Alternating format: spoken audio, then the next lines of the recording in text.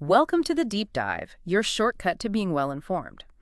Today, we're plunging into, well, one of the most compelling strategic challenges facing nations globally. We're talking about the fierce competition for economic power in an era really defined by emerging technologies. Yeah, things like AI, semiconductors, Yeah. climate tech, advanced manufacturing. Exactly. These aren't just buzzwords anymore, are they? They're the new battlegrounds. Absolutely, where governments, private sector leaders, they're rethinking everything. To attract investment, promote trade, spark that innovation-led growth. Think of this deep dive as a glimpse into maybe a high-level panel discussion, something like Tech Nations Rising, Innovation, Power, Strategy. That's a good frame. It captures the urgency. So our mission today is really to unpack how nations are truly positioning themselves to win in this new global game. And to guide us, we're drawing insights directly from the comprehensive overview of Angelou Economics. Now, this firm has spent 3 decades right at the forefront of this exact challenge. Yeah, they offer a really unique lens, I think, into how countries and companies are actually strategizing in these incredibly high-growth sectors. What's fascinating here, really, is precisely that. Nations aren't just tweaking policies. No. No, they're in a fundamental race, a race to redefine their entire economic identity.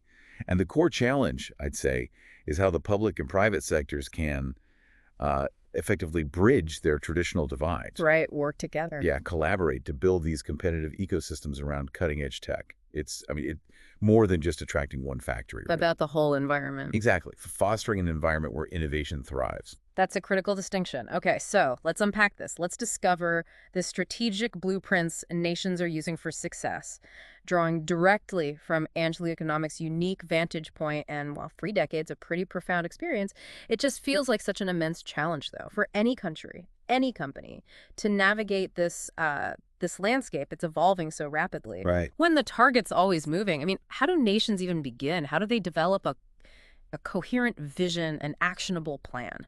Yeah. It can't be as simple as just throwing money at the problem, can it? No, not at all. That rarely works long term.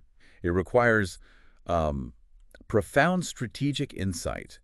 Success in this environment, it often comes down to identifying unique opportunities, often niche ones. Okay. Opportunities that genuinely align with a region's, intrinsic strengths, and then, crucially, accurately marketing that potential to the right global partners. Yeah.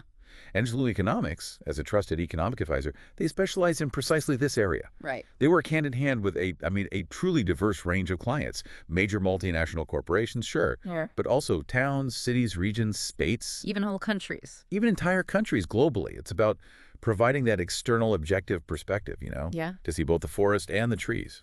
Their track record seems pretty illustrative of the impact this kind of expertise can have. Nearly 30 years. Over 1,000 projects completed. And this number, $30 billion worth of investment projects located for clients worldwide. It's a huge number. It's staggering. So Yeah. for our listeners, what exactly does it mean for an advisory firm to locate that much investment? Is it just transactional, or is there like a deeper strategic thing happening for the nation itself? That's an excellent question. And no, it's far more than just, pointing to a spot on a map and saying, invest here. Okay. Locating this investment involves a comprehensive suite of services that really help nations position themselves strategically. It usually starts with a rigorous assessment, looking at how broad global factors think, supply chain shifts, geopolitical tensions, new tech breakthroughs, how those influence local conditions and opportunities. Then it moves into deep collaboration with the clients, in-depth analysis of their specific assets, workforce, infrastructure. Getting into the weeds. Absolutely. And from there, they help develop concrete strategies, often multi-year strategies that empower well-informed decisions. Ultimately, it's about shaping a unified vision for, sustainable long-term growth, laying the groundwork so investment actually takes root, flourishes. And contributes meaningfully. Precisely. Contributes meaningfully to the national economy. It's about transformation, really, not just transaction. Okay, that deeper strategic role, that makes a lot more sense. creating the optimal conditions for, long-term prosperity. So if that's what they help nations achieve, let's explore how. How does Angelou economics help nations win? What are these specific strategic blueprints they use? Right. So one of their most impactful core services, and honestly a key strategic lever for nations, is site location and incentives negotiation. Okay. Nations aren't just sitting back hoping companies show up, right? They're actively competing fiercely. So AE provides the comprehensive site analysis, Right. identifying locations with the precise technical logistical requirements. For instance, attracting, say, a semiconductor fab plant that needs access to ultra-pure water, a highly specialized workforce, super reliable power grids. Very specific needs. Very specific.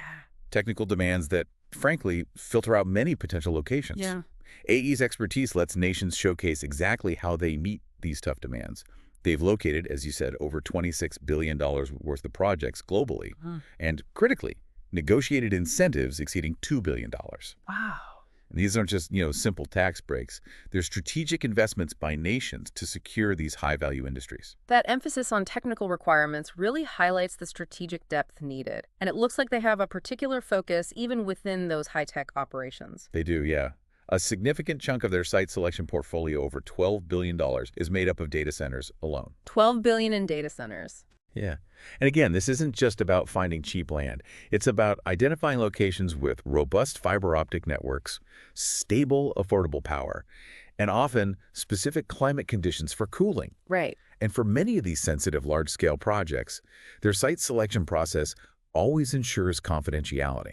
That's key. It's a crucial strategic offering, especially for nations trying to attract major corporations discreetly in this competitive landscape. That confidentiality is definitely a strategic edge for a nation. Okay, moving on. Their second crucial service, economic development and strategic planning. They seem widely recognized for this, seen as innovative, effective, both in the U.S. and internationally, working with countries, regions, cities. This feels less about attracting a specific project and more about building the foundation. Precisely. That's a good way to put it. Their extensive experience here lies in collaborating, getting both public and private stakeholders around the same table. Bridging those gaps again. Exactly. Providing these groups with well-informed decisions that shape a truly unified vision. For a nation, this means, getting the National Trade Ministry, local planning commissions, maybe university research departments, all aligned. On the same page. On the same page about exactly which types of tech companies to pursue, what specific incentives are most effective, how to build the necessary talent pipelines. It's about uniting the public sector and private industry to really lay the groundwork for tangible, measurable economic growth. Growth that benefits the whole society. So that integrated long-term approach again. Okay. And then the third vital service, economic impact studies and analysis. How do these studies actually help a nation attract new investment? Is it just about showing off big numbers? Well, the numbers matter, but it's more foundational than that. Yeah. These studies are crucial for evidence-based policymaking and for making a compelling case to investors. Angelou Economics, they've done over 300 of these economic impact studies globally, covering diverse sectors, semiconductors, advanced manufacturing, sure, but also tech incubators, research parks, even large hospital networks, renewable energy companies. A wide range. A very wide range. What these studies do is translate proposed projects into quantifiable benefits. We're talking jobs created, economic output, tax revenues, supply chain effects. The concrete result. The concrete results. This helps nations justify potentially significant public investments, whether it's in infrastructure or incentives. It helps demonstrate the project's long-term value to maybe skeptical stakeholders. Right. And it provides the hard data potential investors need to see a clear return and, importantly, a positive local impact. It's about proving the strategic value. It certainly seems clear from their client list, major corporations, plus international clients like the EU, Greece, Puerto Rico, Brazil, Vietnam. Their expertise really spans all levels, doesn't it? Government, private industry. It shows the scope of this tech nation's rising challenge. Absolutely. And to pull it all together, what makes Angelou Economics so relevant to our theme today is their direct expertise and leadership in the specific high-growth sectors nations are prioritizing right now. Such as? Well, technology, obviously, specifically semiconductors and data centers, foundational to the digital economy, but also healthcare and life sciences, which are crucial for innovation and public well-being, and energy, including renewable energy sources, RES, vital for sustainable growth in climate tech. Right. This direct link, you see, between their comprehensive services and these critical, often emerging sectors. That's precisely what positions nations and the firms they work with to, well, to win in this new global economy.